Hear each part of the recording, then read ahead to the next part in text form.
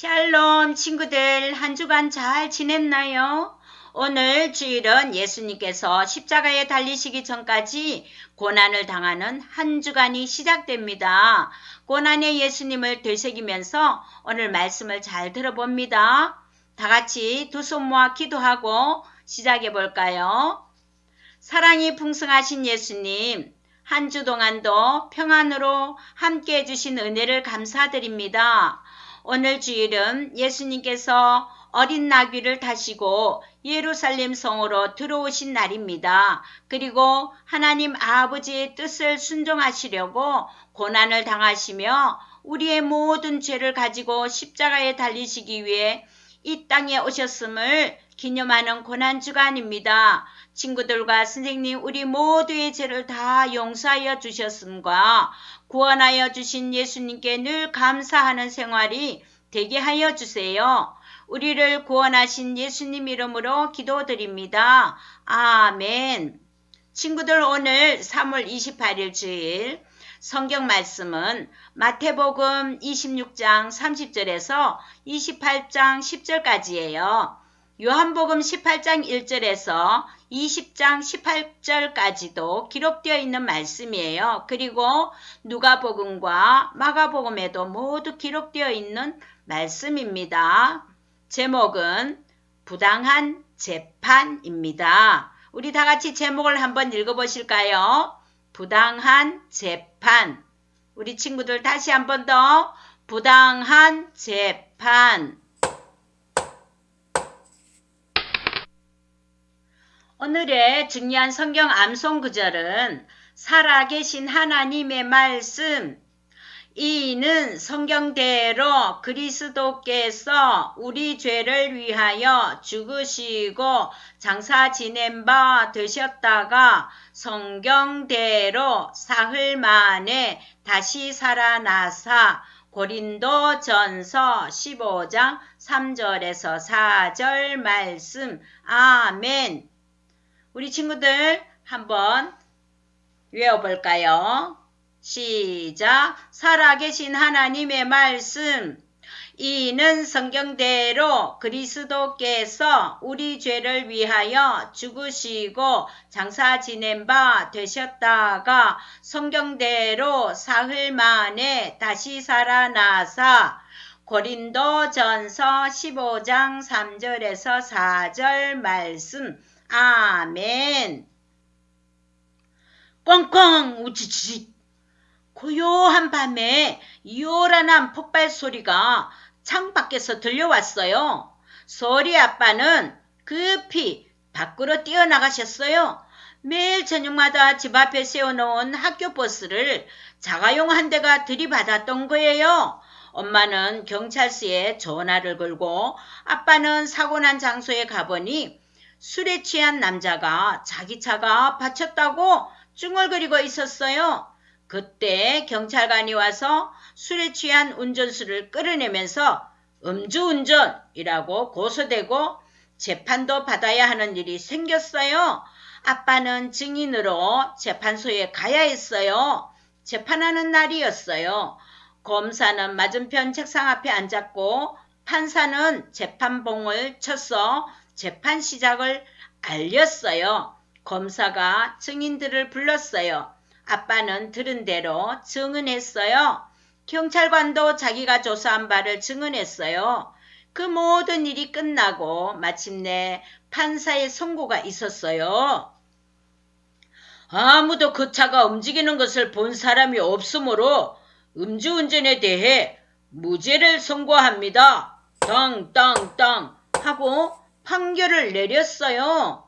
우리 친구들, 이 판결에 대해서 어떻게 생각하나요? 공평하지 못하다고요? 그 운전사가 벌을 받아야 한다고요? 판사님이 공정하게 재판하려고 노력했겠지만 그 운전사가 유죄라는 충분한 증거를 발견할 수 없다고 생각한 것인가 봐요. 이렇게 공정하지 못한 재판처럼 이와 같은 실화가 바로 2000년 전에 아주 유명하고도 공정치 못했던 재판에 대한 성경 속의 또 다른 실화를 한번 보실까요? 어느 날 밤 예수님은 제자 중 3사람을 데리고 기도하러 동산으로 올라갔어요. 횃불을 들고 어떤 무리들이 밤 늦은 시간에 동산을 올라오는 소리가 들렸어요. 그 사람들이 가까이 왔을 때 낯익은 한 사람을 볼 수 있었어요. 그 낯익은 사람은 제자 중 한 사람, 가룟 유다였어요. 가룟 유다는 군인들에게 누구를 붙잡아가야 할지 신호를 해주려고 했어요. 가룟 유다는 바로 예수님께 다가와 입맞춤을 했어요. 군인들은 예수님을 결박했어요. 예수님께서 너희가 강도를 잡는 것 같이 칼과 몽둥이를 가지고 나를 잡으러 나왔느냐? 내가 날마다 너희와 함께 성전에 있으면서 가르쳤으되 너희가 나를 잡지 아니하였도다.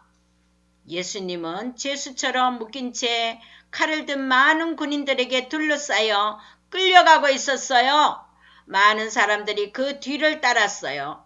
비록 한밤중인데도 예수님을 신문하기 위해 곧바로 대제사장의 집으로 데리고 갔어요. 시끌벅적한 소리와 함께 높은 사람들이 다 모였어요. 예수님의 가르침은 많은 종교 지도자들을 화나게 했던 거예요. 그래서 그들을 가르치지 못하도록 하는 한 방법은 예수님을 죽이는 길뿐이라고 결정했던 거예요. 마태복음 26장 59절에서 60절 말씀에 대제사장들과 온 공회가 예수를 죽이려고 그를 칠 거짓 증거를 찾음에 거짓 증인이 많이 왔으나 얻지 못하더니 라고 성경은 말씀하고 있어요. 사람들이 너를 치는 증거가 어떠하냐? 라고 놀려댔으나 예수님께서는 아무런 대답이 없자 너는 아무 대답도 없느냐? 예수님께서는 결코 아무런 죄를 짓지 않았기 때문에 목격자를 찾는 것이 불가능했어요. 그들은 거짓 증언자들을 데리고 왔어요. 그중 한 사람이 자기가 하나님의 아들이라고 했습니다. 그러자 대제사장은 더 이상 무슨 증거가 필요하단 말인가? 이 자는 죽일 죄를 지었다. 자기가 하나님이라고 주장하더니 종교 지도자들은 재판할 권리가 없기에 그들의 법으로는 사형에 처할 수가 없었어요. 사형 선고는 오직 총독만이 내릴 수 있어요. 마태복음 27장 1절에서 2절 말씀에 새벽에 모든 대제사장과 백성의 장로들이 예수를 죽이려고 함께 의논하고 결박하여 끌고 가서 총독 빌라도에게 넘겨주니라 라고 성경은 기록하고 있어요. 총독은 너희가 무슨 일로 이 사람을 고발하느냐? 이 사람이 행악자가 아니라면 우리가 당신에게 넘기지 않았을 것입니다. 한 거짓 증언자가 예수님을 향해 거짓 고소를 했어요. 예수님은 아무 대답도 하지 않자 계속해서 빌라도가 신문을 했으나 예수님의 죄는 찾지 못했어요. 빌라도 총독은 거짓 증인들의 말을 듣고 예수님은 죄가 없다는 것을 알고는 나는 그에게서 아무 죄도 찾지 못하겠노라 라고 했어요. 그러나 재판관에게 문제가 생겼어요. 한편에는 예수님이 무죄라고 믿고 사람들이 서 있었고 다른 한편에는 예수님을 죽이고 싶어하는 성난 군중들이 많이 있었어요. 이처럼 살인은 사람을 미워하는 것에서부터 출발하게 되지요. 죄의 결국은 사망이에요. 성경 야고보서 1장 15절 말씀에 욕심이 잉태한 즉 죄를 낳고 죄가 장성한 즉 사망을 낳느니라. 우리 친구들은 사람을 미워한 적이 없나요? 다시 한번 마음에서 미워하거나 욕하거나 질투하거나 괴롭히지는 않았나요? 이런 나쁜 짓을 한 일이 있다면 회개하는 마음을 가지고 기도하며 친구들에게 용서를 구하고 기도하는 친구들이 되시기를 바랍니다. 송이 잔뜩 난 군중들은 예수님을 십자가에 못 박으시오! 못 박으시오! 죽이라고 계속 외쳤어요. 총독은 예수를 보고는 저 갈릴리 사람 때문에 골치군. 내가 저 갈릴리 사람을 헤롯에게 넘겨야겠다라고 생각하고는 헤롯에게 재판을 넘겼어요. 그러나 헤롯은 예수님이 많은 병자를 고치고 눈먼 사람을 보게 하는 등의 기적들에 대해 들어왔어요. 헤롯은 기적을 볼 수 있을까 하고는 기대를 했으나 더 이상 이 재판에 말려들고 싶지 않았어요. 그래서 다시 빌라도에게 돌려보내어졌어요. 악한 군중들은 예수를 십자가에 못 박으시오! 못 박으시오! 계속 소리를 질렀어요. 빌라도는 성난 군중들을 두려워했어요. 그래서 예수님을 채찍으로 때려 돌려보내라고 명령을 했어요. 아직 빌라도가 마음을 정하지 못하고 있을 때 그의 부인이 다가와서 말했어요. 저 어른 사람에게 아무 상관도 하지 마세요. 그는 무죄예요. 내가 그에 대해 꿈을 꾸었어요. 그러니 그를 놓아주는 것이 좋을 거예요. 하고 말을 했어요. 예수님은 인간으로 세상에 오신 하나님의 독생자 예수님이세요. 군중들은 예수님이 하나님임을 결코 믿지 않았어요. 군중들은 더 큰 소리로 외쳤어요. 빌라도는 군중들이 폭동을 일으킬까봐 빌라도는 말했어요. 내가 이 예수를 어떻게 하랴? 십자가에 못 박으시오! 십자가에 못 박으시오! 그가 무슨 나쁜 일을 하였는가? 이제 더 이상 군중들을 막을 수 없음을 알고 빌라도가 물을 가져다가 무리 앞에서 손을 씻으며 이르되 나는 무죄하다. 이 사람의 피에 대하여 나는 무죄하니 너희가 당하라. 이 선한 사람의 죽음에 책임이 없다. 자, 이제 그의 생명은 너희 손에 달려있다. 예수를 데리고 가라.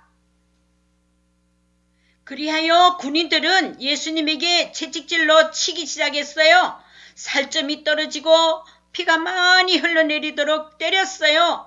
예수님에게 자주색 옷을 입혀서 유대인의 왕이여 하면서 조롱을 하였어요. 마태복음 27장 27절에서 30절 총독의 군병들이 가시관을 엮어 그 머리에 씌우고 갈대를 그 오른손에 들리고 그 앞에서 무릎을 꿇고 희롱하여 이르되 유대인의 왕이여 평안할지어다 하며 그에게 침 뱉고 갈대를 빼앗아 그의 머리를 치더라고 기록하고 있어요.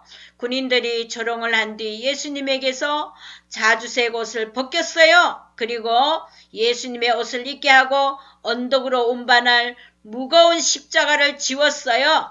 예수님이 매맞음과 잔인한 대우로 너무나 쇠약해졌기 때문에 그들은 구레네 시몬에게 예수님 대신 십자가를 지게 하였어요. 마침내 갈보리 언덕에 다다르자 군인들은 예수님의 손과 발을 험한 십자가 위에 못 박았어요. 예수님은 일생 동안 죄를 짓지 않은 전혀 무죄한 그분을 못을 박았던 거예요. 예수님은 얼마나 부당한 재판을 받으셨나요? 그러나 아무도 예수님을 변호하러 오지 않았어요. 아버지 하나님조차 예수님이 받는 부당한 재판에 침묵하셨어요. 전능하신 하나님께서 왜 아무 일도 하지 않으셨을까요? 하나님께서는 우리 친구들과 선생님, 세상 사람 모두를 너무 사랑하셔서 여러분과 제가 지은 죄에 대해 받아야 하는 죽음의 벌을 대신 받도록 하신 거예요. 하나님께서는 우리 모든 친구들과 엄마 아빠를 그리고 한 사람 한 사람을 만드실 때에 하나님의 형상대로 만드셨기 때문에 우리 죄 대신 십자가를 지시었죠. 그리고 모든 죄를 예수님 피로 씻어주셔서 깨끗한 하나님의 자녀로 다시 회복시키셨죠. 그러나 우리의 모든 죄를 대신 지신 예수님의 모습은 너무나 두렵고 고통스러웠어요. 예수님께서는 나의 하나님, 어찌하여 나를 버리셨나이까? 이렇게 고통의 호소를 하셨음은 하나님의 자녀에게 축복의 말씀으로 요한복음 3장 16절 말씀 한번 보실까요? 하나님이 세상을 이처럼 사랑하사 독생자를 주셨으니 이는 그를 믿는 자마다 멸망하지 않고 영생을 얻게 하려 하심이라. 요한복음 3장 16절 말씀. 아멘. 예수님께서도 우리 친구들과 모든 사람들을 사랑하셨기에 기꺼이 십자가에서 죽으셨던 거예요. 우리 모두가 하나님의 자녀로 천국에서 영원토록 살기를 원하셨던 거예요. 예수님께서는 이제 십자가에서 다 이루었다 마지막으로 말씀을 하시고 운명하셨어요. 운명하신 날이 금요일 오후 3시에 운명하셨어요. 그리고 3일 만에 사망의 권세를 이기고 주일날 새벽에 부활하셨어요. 이 세상 모든 사람들이 예수를 나의 구주로 영접하고 믿기만 하면 예수님의 피로 깨끗이 씻어 용서함 받고 하나님의 자녀가 되었음을 선포하시는 말씀이죠. 히브리서 9장 22절 다 같이 한번 읽어보실까요? 피 흘림이 없은즉 사함이 없느니라. 아멘. 이제 마지막으로 요한복음 3장 16절을 다 같이 한번 읽어보실까요? 시작. 하나님이 세상을 이처럼 사랑하사 독생자를 주셨으니 이는 그를 믿는 자마다 멸망하지 않고 영생을 얻게 하려 하심이라. 요한복음 3장 16절 말씀. 아멘. 친구들, 다음 주일은 부활주일로 지킵니다. 친구들, 부활의 예수님을 매일 만나면서 한 주간 지내도록 해요. 자, 이제 우리 다 같이 두 손을 모으고 기도할까요? 예수님 사랑합니다. 나의 죄 때문에 예수님께서 십자가에 못 박히셔서 나의 모든 죄와 허물을 예수님의 피로 닦아주신 예수님께 감사드립니다. 한 주간 동안 예수님의 고난을 생각하면서 죄를 멀리하는 생활과 거룩한 생활이 될 수 있도록 도와주세요. 그리고 부활의 예수님을 만나며 살아갈 수 있게 해주세요. 예수님의 이름으로 기도드립니다. 아멘. 친구들, 주일학교 소식을 전할게요. 첫째, 매일 아침 저녁으로 기도하기. 두 번째, 매일 성경표 보고 성경 읽기. 세 번째, 월요일에서 토요일까지 매일 성경 요절 암송하기가 있어요. 이것을 꼭 실천하면서 예수님과 더 가까운 우리 친구들이 되길 바래요. 그리고 주기도로 마치겠습니다. 하늘에 계신 우리 아버지여, 이름이 거룩히 여김을 받으시오며 나라가 임하시오며 뜻이 하늘에서 이루어진 것 같이 땅에서도 이루어지이다. 오늘 우리에게 일용할 양식을 주시옵고 우리가 우리에게 죄 지은 자를 사하여 준 것 같이 우리 죄를 사하여 주시옵고 우리를 시험에 들게 하지 마시옵고 다만 악에서 구하시옵소서. 나라와 권세와 영광이 아버지께 영원히 이사옵나이다. 아멘.